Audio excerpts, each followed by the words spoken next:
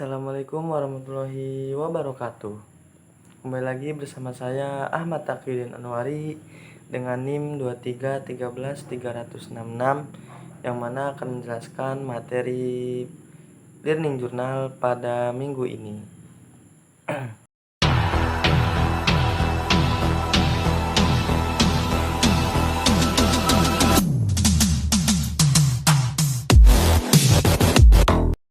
Baik, langsung saja kita masuk ke materi pada minggu ini, yang mana materi pada minggu ini itu menjelaskan tentang mengenal perbedaan dan contoh dalam penulisan artikel, makalah, opini, esai, feature, dan news. Mungkin teman-teman di sini ada yang masih kebingungan dalam menulis artikel, feature, esai, news, opini, dan makalah.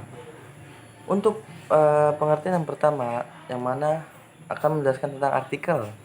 Jadi, artikel merupakan tulisan yang berisi pandangan individu yang membahas secara mendalam suatu isu tertentu yang mana bersifat aktual ataupun kontroversial dengan tujuan memberikan informasi, mempengaruhi, dan meyakinkan ataupun menghibur pembaca. Selanjutnya ada karakteristik dari artikel. Yang pertama itu karangan non-fiksi. Yang kedua, karangan yang tidak tentu panjangnya. Yang ketiga, karangan yang bertujuan untuk meyakinkan, mendidik, ataupun menghibur. Yang keempat, sarana penyampaiannya adalah surat kabar, majalah, dan lain sebagainya. Yang kelima, itu wujud karangannya berupa berita. Selanjutnya kita masuk ke perbedaan berikutnya, yakni dalam menulis makalah. Makalah merupakan salah satu bentuk tulisan ilmiah yang menganalisis isu tertentu. Berdasarkan apa? Berdasarkan studi literasi atau penelitian lapangan.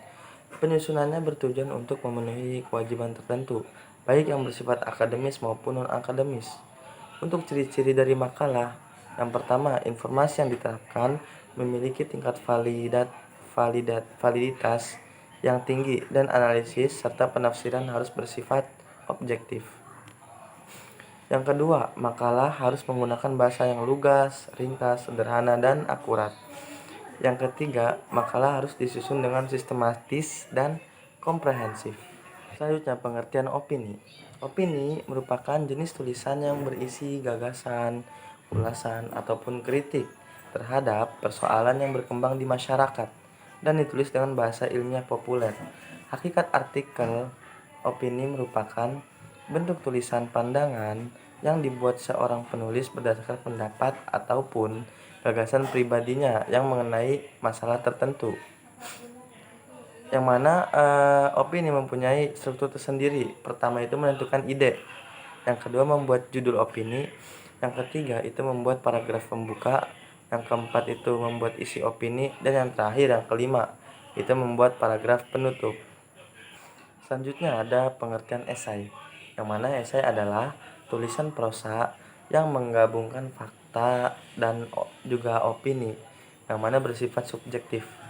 Menurut KBBI, karangan prosa membahas persoalan dari sudut pandang penulis secara sepintas. Untuk kestrukturan dalam penulisan esai, yang pertama itu ada pendahuluan, yang mana berisikan latar belakang dan pengenalan topik. Yang kedua itu ada isi, yang mana berisikan penjabaran ide ataupun topik secara detail. Yang ketiga itu ada penutup, yang mana penutup itu berisikan ringkasan ide utama dan pandangan penulis. Untuk karakteristik dari esai sendiri itu berbentuk prosa dan juga gaya tulisannya itu khas dari masing-masing setiap penulis. Selanjutnya ada definisi dari feature, yang mana feature adalah salah satu karya penulisan pendapat yang ringan dan juga subjektif mengenai objek tertentu. Umumnya feature ini itu tidak berkaitan dengan berita. Feature menjadi salah satu daya tarik media cetak, daring, dan juga TV. Untuk karakteristik dari penulisan feature itu yang pertama ada faktual, yang kedua itu ada informatif, yang ketiga itu ada kreatif, yang keempat itu ada ringan, yang kelima itu ada kreatif, yang keenam itu ada subjektif, dan yang ketujuh itu awet, dan yang kedelapan yakni bersifat human interest. Selanjutnya yang terakhir nih ada definisi dari news. News menurut Dr. William C. Blair itu menyatakan bahwasannya berita adalah sesuatu yang baru yang dipilih oleh jurnalis untuk dimuat dalam surat kabar. Oleh karena itu, ia dapat menarik atau mempunyai makna dan dapat menarik minat bagi pembaca surat kabar tersebut.